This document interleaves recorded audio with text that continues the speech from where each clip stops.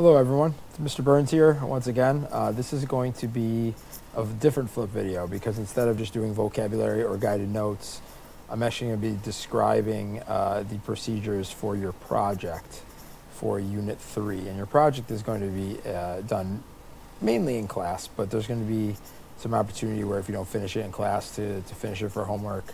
And I'll have some suggested due dates and then a final project date that I'll show you. So a RAFT is an acronym, and it's a writing assignment, and it's your project for the unit. It's going to be a 32-point project, and I'll show you the rubric momentarily.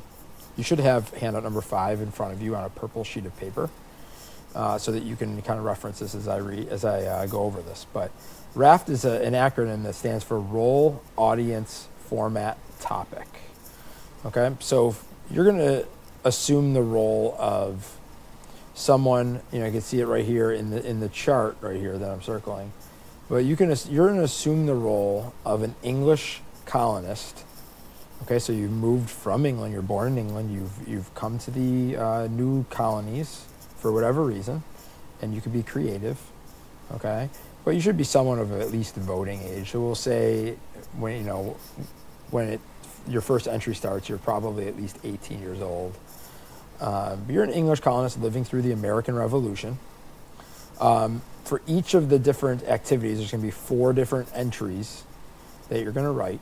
You're going to be writing to your parents living in England. So you're going to start off your letters with dear mom and dad, dear mom and dad, dear parents, dear family, something like that.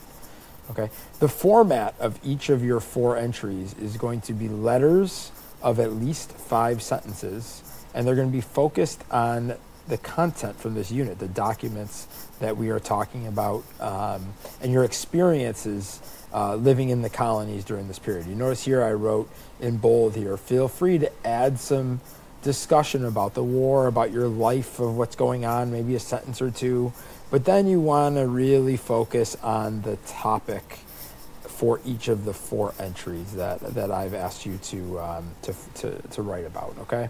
So entry number 1 will be, it'll be 1776. So the Declaration of Independence was signed on July 4th, so sometime after that.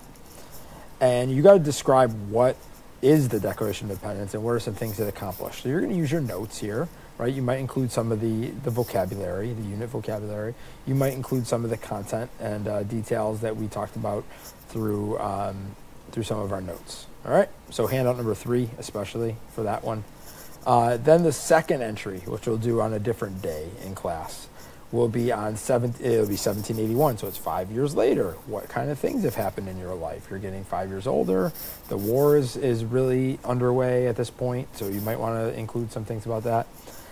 You're going to talk about the Article of Confederation, what it is, and maybe list some of its weaknesses. And again, you're going to get this from your notes.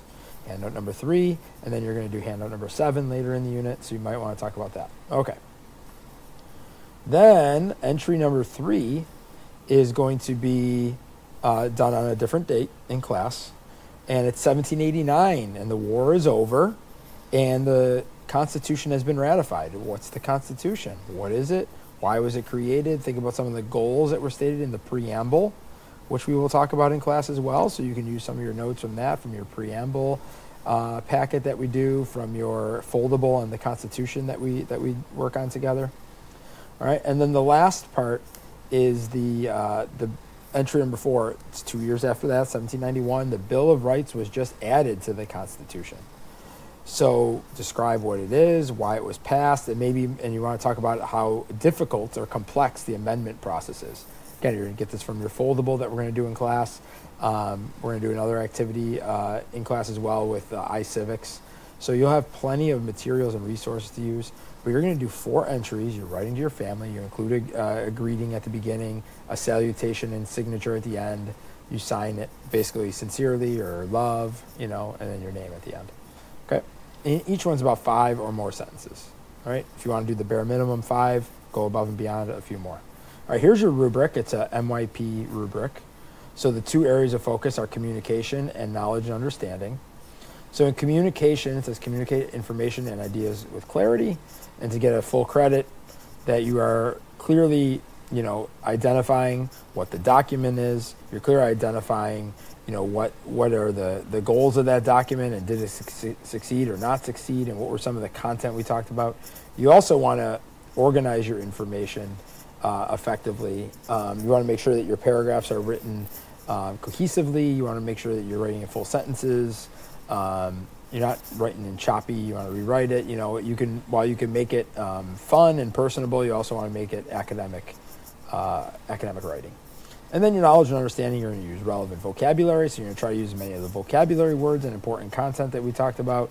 And then basically that you've shown through your writing and through this assignment that you understand the content, and you've provided some examples and some information, some background information.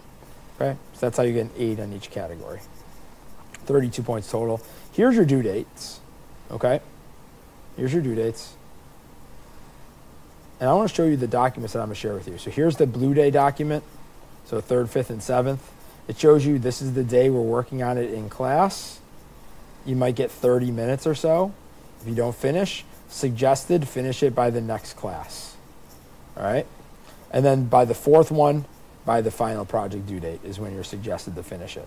Go back if you haven't completed 1, 2, and 3 at that point to finish it. If you want to keep pace, these are suggested due dates.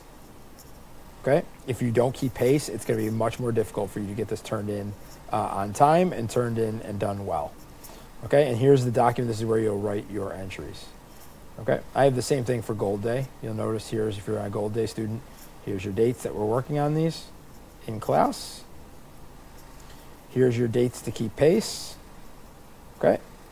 And again, your due date at the end. And this is where you will write your entries. This document will be shared with you on Google Classroom. A copy will be made. You'll turn this one in when you're done. The project document itself, you'll be given a copy of this one right here. There will also be a little bit of a graphic organizer or a note sheet where you can write some ideas down first. So those of you that like to write your notes down first, I would suggest that you do take advantage of that. It'll be printed on the back of handout number 5, and it'll also be a view-only copy. It will be available on Google Classroom. So again, role audience, format topic. You're going to end up writing 4 entries, of 5 or more sentences. 4 entries total. You're going to make these letters to your family, pretending you're a colonist who moved from England. Your parents are still over in England, and you're writing back to them to explain what's going on in the colonies with these documents. It's kind of, you can make it fun. You can make it what you want. You can do the bare minimum and still get an A. Okay, it's a 32-point assignment, and you saw the due dates below at the bottom. If you have questions, bring them to me. Let me know. I want to know.